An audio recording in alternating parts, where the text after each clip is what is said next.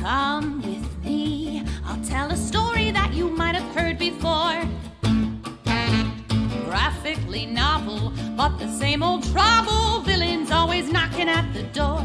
Pretty pictures on the page, but nothing ever stays the same. Do do do do do do do do do do.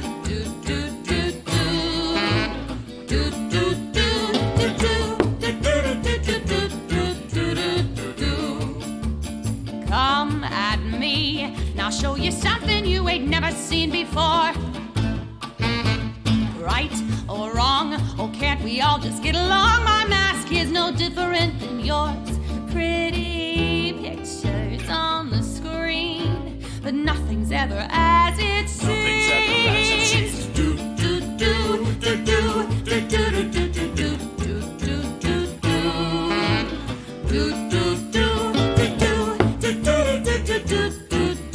do do. Hero or villain, loved or hated by millions. Maybe it's wrong, maybe it's right, but you don't want to see my bad side.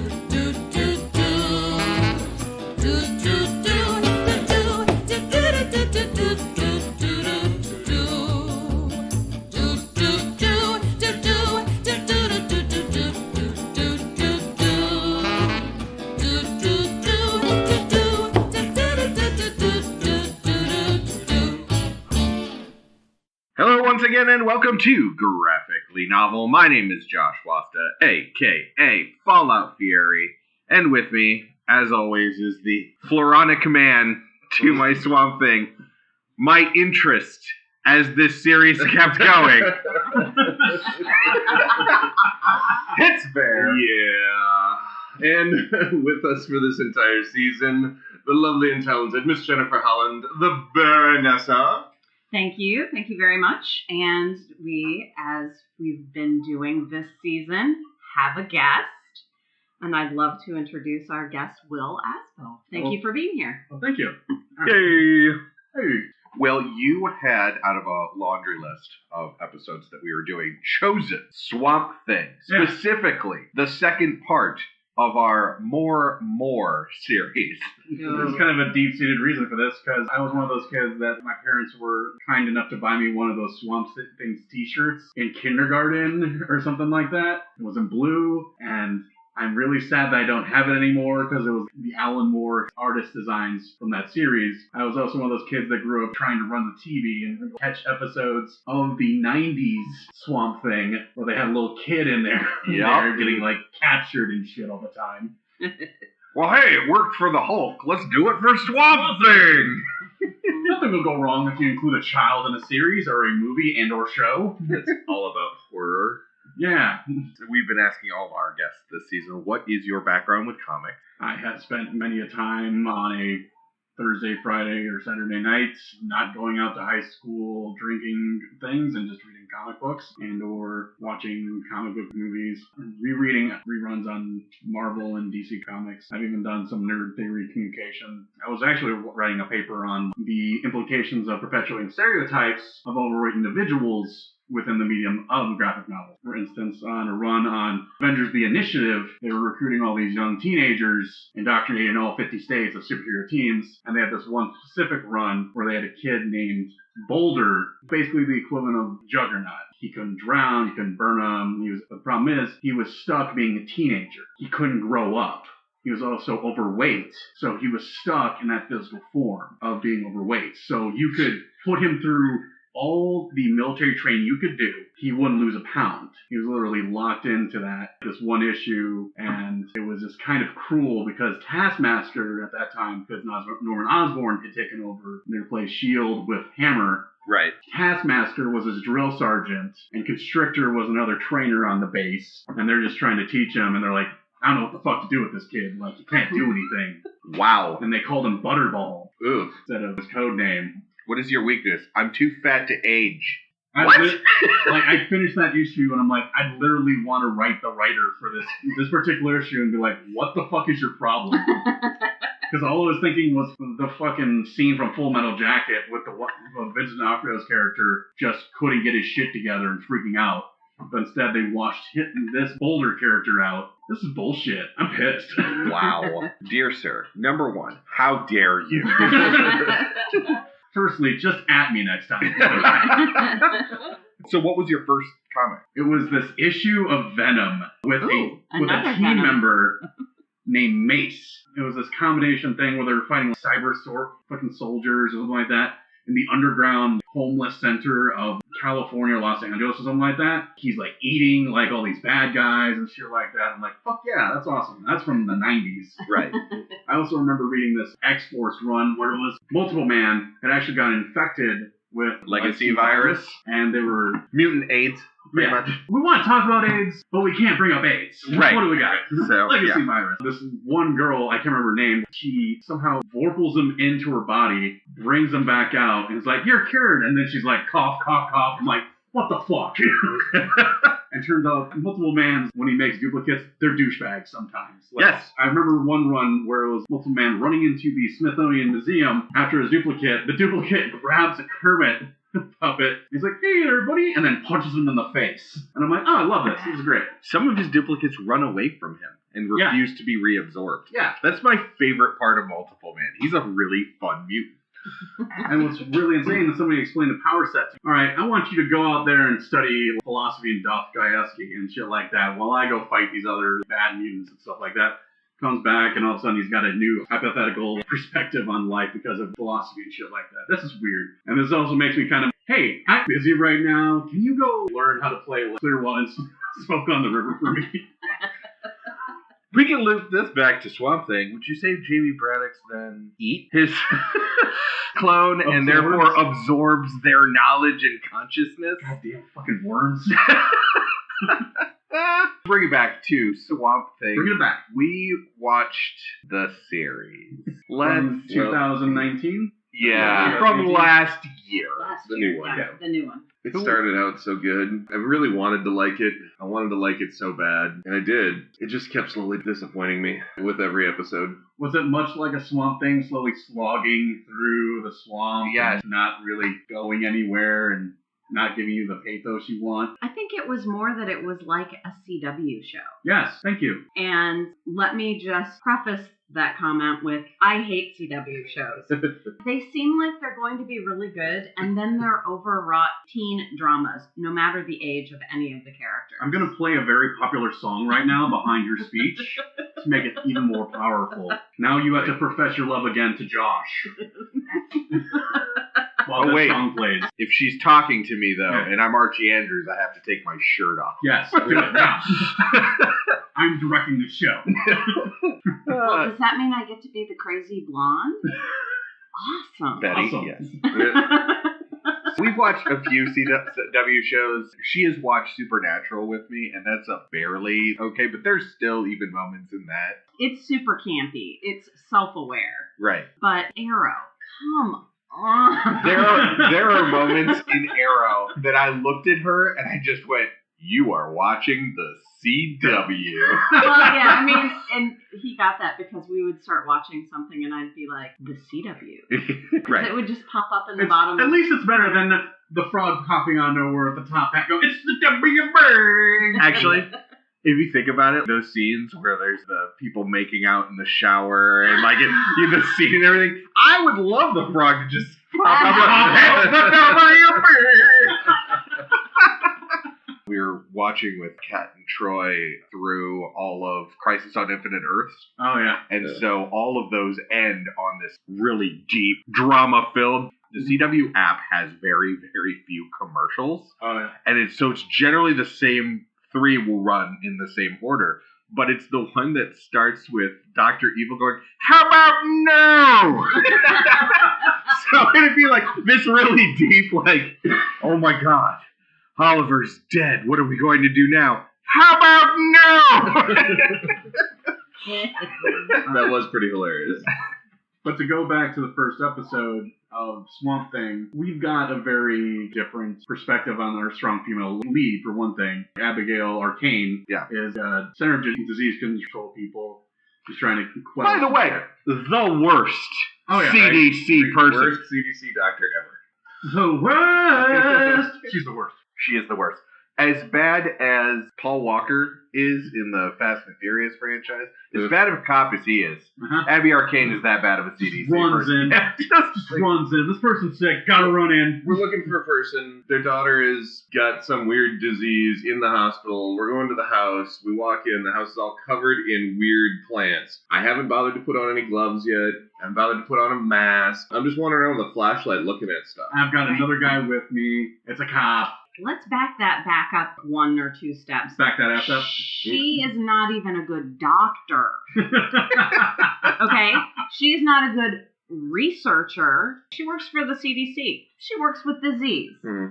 She is a researcher who should know that even to protect herself and those around her, yes, but also not to contaminate what The she's scene, researching. yes. It's just terrible. Yeah, it's real bad. It's real bad. Robot. Yeah, I was already yelling at the screen. Yeah. And I remember the conversation that we had halfway through the episode. It's like, am I yelling at this because I know it should be better and I want it to be better and it's not doing it for me? Or am I just yelling at this because it somehow makes the experience better? Right? I used to watch cop procedurals with yeah. Bill Jackson, who went to college for criminal justice, and that was awesome. Enhance. Yeah. Enhance. Enhance. Uncropped. Blurry as fuck. Uncropped. I remember the first episode of Blacklist where the main character shoots someone and goes on automatic administrative leave and they take her weapon for that turn. And I was like, holy crap! And then they never ever do that again. I have only one note on this comic and I need to set it up because it is a very, very minor spoiler because it is one line. At one point, the Justice League is called. And you have all the Justice League talking about things, and I don't even know who half of them are because I don't know DC that well, and these are like tertiary characters in the Justice League. But at one point, there is one of the characters talking about changing molecules Firestorm. in the atmosphere. Superman says, and I quote, "Do you know how many molecules make up Earth's atmosphere? If you wanted, I could count them." And weird dick swing, my comment right after that is, shut the fuck up, Soups! Are you helping? Like, seriously, do you know how many molecules are in the atmosphere? Does it fucking matter? I can count them. Fuck you, No, Clark. no, actually, that was brilliant. Yes, please, go. That'll take him at least an hour. At least. It's kind of like when you give your kid some random project just to keep them the hell away from you for a little bit. Precisely. I just dropped this bag of marbles. You should go pick them all up. So episode 1, it's definitely got more of the body horror thing going on. It's definitely got the feel of 1980s John Carpenter, the Thing going on there. Yeah, especially exactly. With the feel of it. Yes. It felt like they pulled back on the CGI. They went more practical, which, here's the thing for me. I'm practical. I love the practical shit. You can pull it off in practical, great. If it needs to be done in CGI, fine. But if you rely completely on CGI, I think you're weak, you're pathetic, get out of my face. Yeah. Also, if your CGI starts at episode 6 and it looks bad, like Sharknado bad. Yeah. Hey, now, come on now. With Sharknado. Come on now. You walk into this knowing this is going to be terrible. Oh, I did. So I still have to watch the other ones because I have to at least get to Jericho being in it. It's true. There is, in production land, in TV production especially, there is a thought by producers that well, this is based on a comic book. It really doesn't matter if it looks good, if it looks realistic. We can fix up in post. Well, no, they just don't care. Sidebar on CGI. This was done because it was 8 days before they had to release the movie. The Scorpion King fight scene from The Mummy Returns that looks horrible. It looks like The Rock is made of clay. It looks like it's The Rock's action figure. I'm really disappointed they couldn't get the claymation. Almost, it looks almost bad. Looks like they did CGI, like cell shade animation. But yeah, back to we've got a couple of Bandit characters. Matt Cable, he's a cop. He's trying to assist Abigail Arcane or Abby Arcane. I'm not sure how you want to call it. We got Avery Sutherland. He and Abby are married in the comic that we read. Is that the same? Matt and Cable, yeah. Matt Cable and Abby. Abby. Yep. Yes. But she's also kind of a troubled individual in the comic. Yeah. Is she a woman in an Alan Moore comic? Oh, there must be some kind of, I don't know. Yeah, I was thinking like every third panel she was crying, so yes. That's just how Alan Moore sees women, because that's how women act around Alan Moore. I watched a 1985 interview. I do this method acting with all my characters I write about. Sometimes I walk into the living room with a weird face, and my wife and daughters are used to it now. This is a good time to bring in the Alan Moore "Why I Became a Ceremonial Magician" quote. What? He is officially a ceremonial magician who worships a god who he admits was made up because he feels that that's the best god to worship, because it would be the god of imagination. Alan Moore, cray. He follows Aleister Crowley, and he said he became a ceremonial magician because, quote, "it was a logical step to end my career as a writer," end quote. Okay. Yep. Dude, cray. He loves... So, looking at pictures of Alan Moore, he looks like people I knew in the 70s. And those people were not people that my parents allowed me to be around alone. His conspiracy theory is, quote, "the truth is that it is not the Jewish banking conspiracy or the gray aliens or the 7-foot reptiltoids from another dimension that are in control. The truth is far more frightening. No one is in control. The world is rudderless." From what I read with the comic book with Abby Arcane, she's got completely white hair except for a black streak. Apparently she's had this... She's the anti-rogue. Yeah. Rogue inverted. She's had it all her life. Yeah, she's had And it she's all from life as a kid. the Balkans? From what I can understand here, like, her uncle was taking her for the time and sent her to the Balkans. Yeah. Maybe one of those boarding schools. Well, you know, I don't have as time you to do. bother with you. As you do. Just send her to the Balkans. Send her to the Balkans. She'll be fine. Sure, perfectly Yeah, understandable. there won't be like kids that are like fucking with her all the time and thinking she's a witch or anything like that. They're kids. Kids are mean. Kids are horrible. Truth. But instead, we get the terrible Center of Disease Control, Abigail Arcane, who has got some kind of childhood trauma that we don't get to resolve.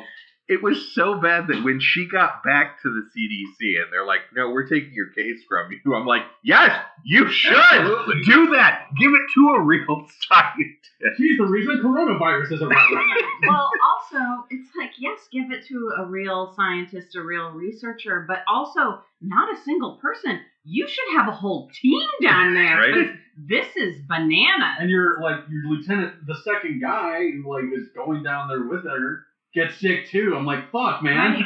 Yeah. Right. The whole town should be on quarantine. Yeah. And Or Avery burn. Sutherland, Just burn the town. and Avery Sutherland's like, "No, everything's fine, everybody. We're gonna have a crawfish boil. It's gonna be all good. We're gonna eat up. Everybody's And gonna that gather up in That a should have been the point confined where space. the small tactical nuclear neutron bomb Oh. was dropped right there. Oh, from like Boom. Return of the Living Dead. Yeah. Yes. Then boom. Okay, that whole area is taken out. Everybody's dead. Good. And then it's just the blue demon sitting there going, "Well, fuck!" Can we talk for a little bit about the blue demon? Because he can't die. I'm trying to figure this out, having not read a ton of Swamp Thing. I'm like, what is the blue demon? Why is the blue demon here? Thank you for putting Ian in here and bringing us back to Sharknado. But why? Why? What is he? I don't get it. Tell me about the You blue want me to demon. tell you about the Yeah, blue demon? whatever you got. From my understanding, he was like a stunt man for movies. Yeah, no, he's Which is pretty legit. accurate.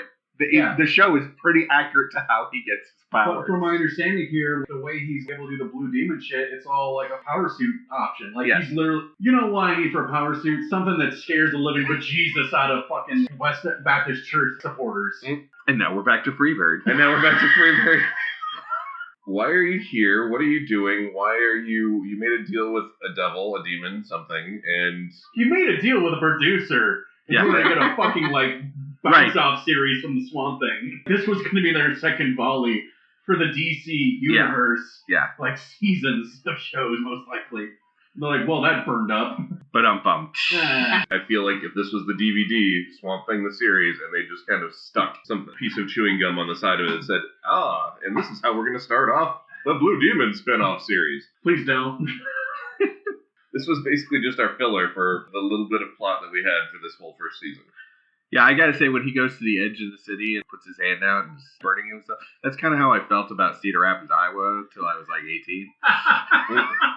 I'm reading 21 through 27 of the Saga of the Swamp Thing. Right, full disclosure, Jen and I only read 21 through 24 with Floronic Man. Dude's a douche.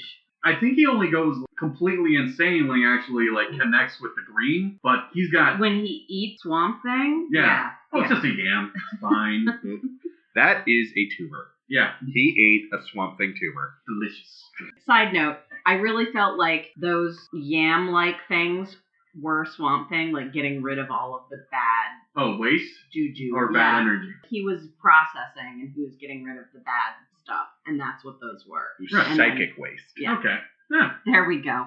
Come on. Just going by and It's by. Alan Moore, DC Comics. Yes, psychic waste. At least there were no blue dongs. That's for another show. Yep. Coming up. Part 3 of More. Well, technically, Blue Demon was wearing pants, but then again, we weren't seeing waist shots, so whatever. Right. After the Floronic Man run, they were like, hey, let's do some more mystical stuff, where they do this Monkey King run, where it's just this white little monkey thing that can turn into whatever you're afraid of. This brought me up a follow-up questions, because the major person that actually was a team-up kind of book at this point, Swamp Thing and Etrigan, the demon, who's a Jack Kirby original creation. Instead of Blue Demon, Bear's like, who the fuck is that? Right? Why didn't we just go with Etrigan the demon? Who the fuck is that? Alright, Yeah. so a little backstory on this one. Etrigan the demon is actually an Arthurian knight named Jason Blood, who was a knight for Arthur. At least for some of the mythos story, but at least for the DC Bruce Timm storylines, they were like, oh, Jason Blood, you fucked up and let Morgana Le Fay into the castle of Camelot. I'm going to punish you. You're going to get combined with a demon. And he can actually invoke the demon Etrigan to take over his body, do a full transformation. And he spits fire and he speaks in rhymes. It's gone for a man. Now the demon Etrigan. And Etrigan takes over and beats the shit out of whatever's around that's It's mythical. like DC Ghost Rider. Yeah, exactly. Huh. That's my nerdy thing for that. See, and I would be more interested in that And the Blue Demon. Yeah. than the Blue Demon, yeah. Yes. And there's even Jason Blood and Etrigan, a partner of Batman in some animated shows. And Jason Blood's super versed. Did he show up in cult Justice stuff. League Dark? Yes, he did. Okay. He hates John Constantine a lot. Well, as Well, anybody to be fair- with any He's a sense. demon. Well, the major reason is John Constantine takes control of Jason Blood's body and forces him to transform into Etrigan, which is kind of a dick move. Well, John Constantine is a dick. Yeah, Yeah. he is. And apparently, Jason Blood, in the series for the Saga of the Swamp Thing, he can at least foresee some people's deaths. Telling this one guy, yeah, after that car accident you had where you walked away fine, your wife is now wheelchair bound, and she knows about all your extra girlfriends. She's like, Jesus Christ. honestly, probably what I would do if I was psychic. When we're talking about the Swamp Thing TV. series on DC Universe, Yeah. it's just such a fucking slow burn. It got cut down from 13 episodes because of budget issues to 10 issues. We get a tease for Jason Woodrue turning into the Floronic Man at the very end of episode 10. And honestly, that transformation should have happened at episode 6 or 7. Them actually You mean around the time that he ate part of Swamp Thing, just Yeah. like in the Yes. comic? have him turn into the monster. I understand psychological motivations to do things. He's doing this to fix his wife. Right. His wife is slowly degrading mentally. She's becoming probably the mental equivalent of a baby now. Yeah. Like that. I get motivations. Well, yeah, she has dementia. With enough Yeah. lucid Yeah. moments to realize that her husband is Crazy. gone. don't have the wife story in there. Yeah. Just have him be a crazy son of a bitch, because that's what I was getting from reading more. Yeah. It's like, this guy's been committed, like, sociopath. He's already transformed. Also, the flesh can thing? Flesho can! I'm like, God damn, that's crazy. Well, and when he was first called the fluorescent man, I was like, the aerosol cans made him what he is? Like, Aerosol can covers up him being completely but covered in the first scene twigs. where he's talking to Sutherland, he sprays it to remove the fake skin. He sprays water. It looked like It's an like a spray aerosol bottle. can. Yeah. So he was in an aerosol can and something happened to him. Also, why was he in jail? What happened to him to make him what he is? You know, obviously I could read earlier, but Alan Moore. Well, the problem is with Floronic Man, he's one of these, like, beeline DC villains. Which the Justice League just spends, like, all this time being like, he killed everyone in the town. Yeah, but he's never been a problem before. We never wanted more enough. Yeah. Yeah.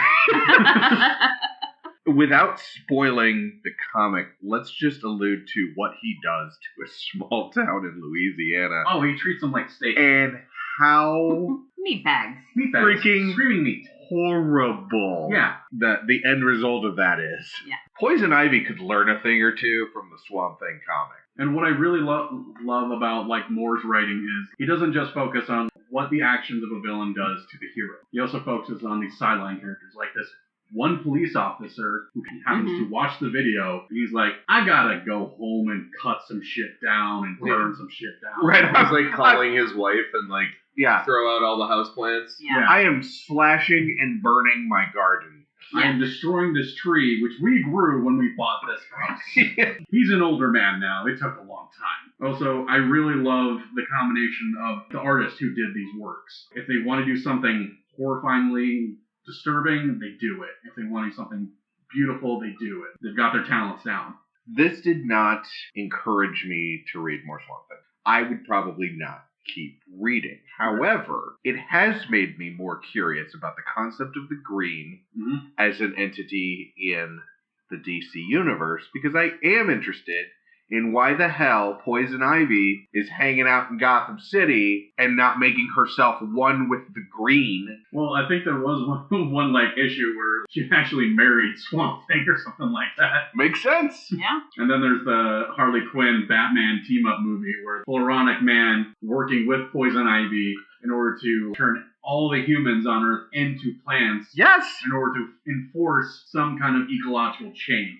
That should be all that Poison Ivy's doing. She should not be messing with Batman. If this exists in the same universe, she should be tossing herself into that swamp and being like, didn't work? Okay, hold on a second.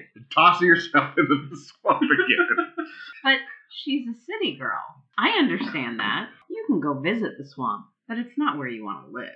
Sure. Well, once she becomes one with the Green and she can Earth teleport herself back to Gotham City through the root system. Well, the fact that the dude's name is Woodrow, and then once he starts to be one with the Green, he's like, I am Wood dash Roo. No, chainsaws. No, Alan, no. Put the bowl down, my friend. We don't have much background history between Abby Arcane and the television series and between Alec Hull. There's nothing there. It's just like, well, don't they just meet? Met. They just meet. Met. Yeah. Yeah, they They met. meet. All of her background is with Sutherland Right. and his family. Right. yeah. But Or like, she has Sunderland. no like relationship history with Alec Holland, so it's not really founded relationship history here, ennui and stuff like that. And she's like super focused on him, and I'm It's like, new love. oh, new love. Yeah. We shared a bourbon at his weird lab, and then we made this experiment grow in a box, and then we freaked out and made it blow up. So I just met you, and this is crazy. I'm CDC. You're the Swamp Thing, baby. You're fired. It's just Jen and I now. I have a little bit of trivia from the IMDb. From the D? From the D, as Jason calls it. No, we're not calling it that. Stop it. Couple of interesting things. First of all, it was shot in CinemaScope, which is an unusual format for a television show. Too bad, because they probably blew a lot of their budget doing it that way. A couple more. The town of Marais, Louisiana, is a fictional location, as you might imagine, but Marais in French is swamp. So basically, the name of the town was Swamp. I'm from Louisiana. I live down in the swamp town. there was a thing that came from the swamp. And so we have, I see what they did there. It's clever. Very Is it sneaky. not? And then the last thing that I have is Adrienne Barbeau, if you are of a certain age, of which I am. She was the star of the 1982 movie version of Swamp Thing. Wes Craven. And she guest stars as CDC Doctor Dr. Palomar in the TV show. I like that deep cut. I was Yeah. very happy about it. Yeah. We totally forgot to go back and watch the old movie before we did this. I wouldn't say we've been missing it there. Also, one last thing. Most of the episodes are named after Bruce Springsteen songs. Yep, I did catch that. Yep. I did not catch that. I was not. There were only 3 that were not. Obviously, Pilot, He Speaks, and The Anatomy Lesson. Those are the 3 episodes out of 10 that were not named after Bruce Springsteen. Why songs. Bruce Springsteen songs? Southern We blues gotta artists. question the boss.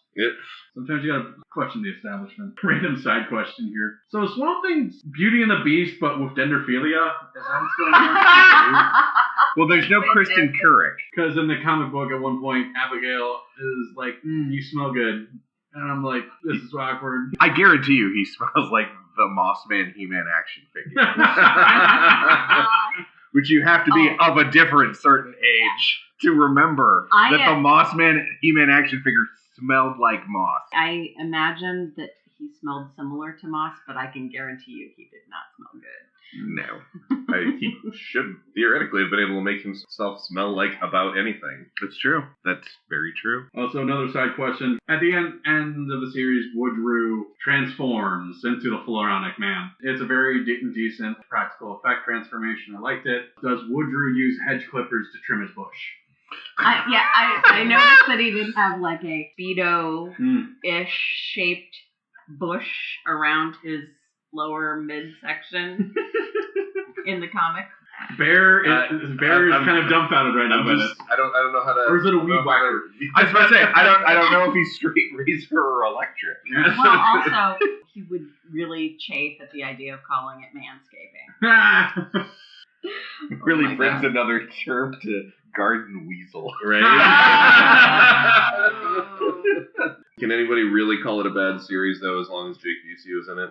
In the last episode, Yeah, even if it very was only long one episode. Anything that reminds me that I need to watch The Frighteners again. Overall, they had a fairly decent cast. Yep. You know? Speaking of the cast, though, I will ask one more question. They Yes, have the it right- was Princess Irulan. What? Virginia Madsen. Yes. Oh, Princess Irulan. they have the rights to it. Obviously, he has shown up in other DC-related things, and he started in Swamp Thing. Why no John Constantine? Why no Matt Ryan? Why the Blue Demon and no Right? And no Constantine? Why Phantom Stranger? But no John Constantine. Right? Everything is better with Matt Ryan. I would imagine that they had intended to go that route, seeing as all other TV shows with DC characters have to cross over because evidently it's mandated that you have to have crossovers with DC characters. The cross pin that they've done more than anyone else in the DC stuff that they've done is with Constantine, because there was such a swell when his show was canceled, and then he subsequently showed up in Arrow and Flash, and then has been on Legends of Tomorrow. But he is the contact for the super secret special crossover that happens during the Infinite Crisis. He is the conduit there, and so why not just make, not quite like what you would imagine a Deadpool will be in Marvel eventually, but more like the, oh, did something mystical happen? I'm John motherfucking Constantine, and I'm just here to smoke a cigarette, talk a little shit, and introduce the plot. I like Constantine, and that's why I don't like that idea. Well, it's the only Constantine we're gonna get. Because we want him to have more. We want We him want to him have to his have own more. show. Also, how dare you try to link Neil Gaiman to this bullshit? Fair, will you keep reading? I've already spoiled this for me. I would definitely keep reading. I really enjoyed. I would read more. Just, it's been a series, since the movie came out in the 80s, and I always thought it was fascinating. So I would keep going just to see where they go with it. Well, I'm imagining you have. With the DC Universe series, I think I just came to a realization of what I know there are a lot of actors and they had to have their writing points and stuff like that.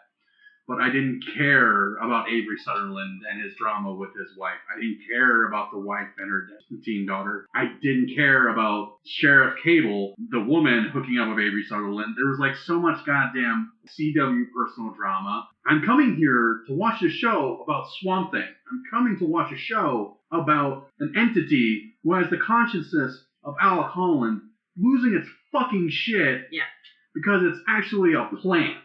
Right. It should be noted that this plot that was in the show is first introduced in Alan Moore's run that we read, and Swamp Thing had already been a comic for 20 years at that point. Yeah. So the fact that Alan Moore came in and said, Swamp Thing's ultimate goal of trying to become human again, well, he's fucked. Yeah. And that became canon from then on because it just made the most sense. Scott Snyder did a dick move in Brightest in that day, and they're like, hey, we'll actually take the actual physical body of Alec Holland and have him be resurrected, and he has to choose to become the Swamp Thing. And I'm like, what the fuck are you on?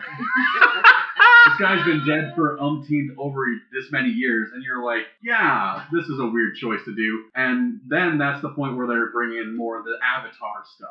Yeah. The Avatar of the Green, the Avatar of Decay, the Avatar of the Red. And it's like, Jesus Christ, it's fucking Power Rangers.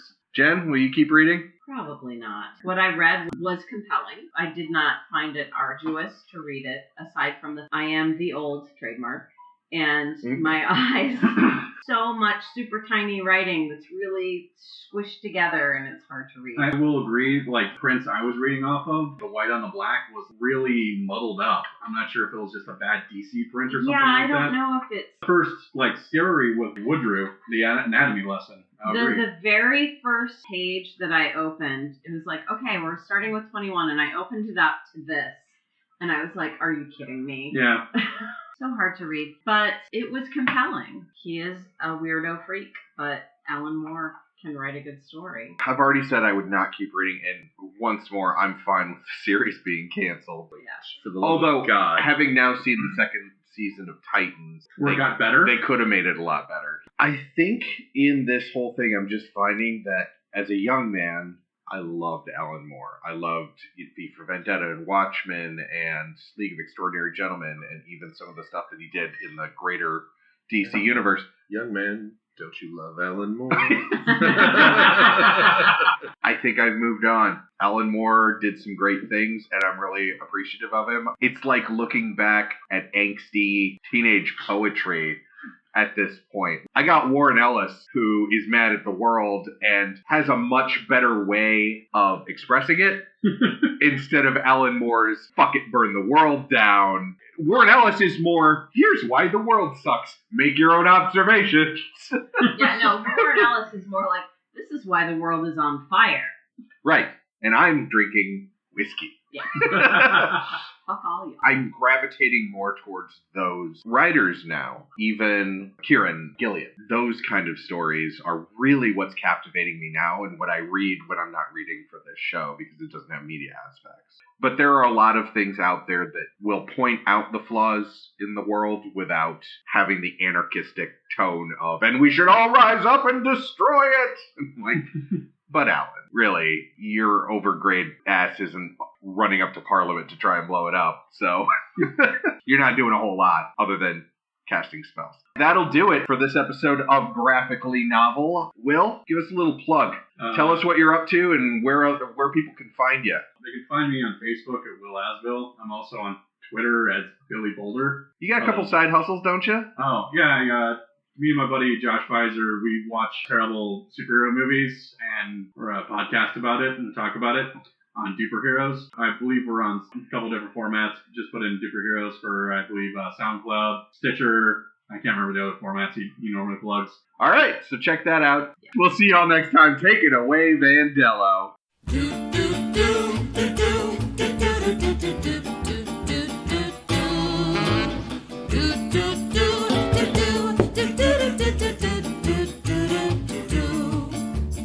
Come with me, I'll tell a story that you might have heard before.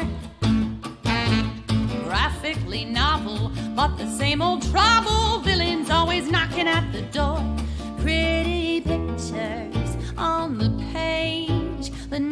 never stays the same.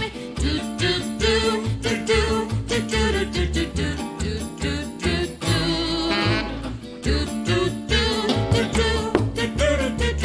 do do do do. Come at me, and I'll show you something you ain't never seen before. Right or wrong, oh can't we all just get along? My mask is no different than yours. Pretty pictures on the screen, but nothing's ever as it seems. Do do do do do do do do do do do do do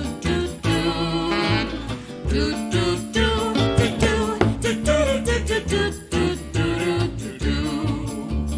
Hero or villain, loved or hated by millions.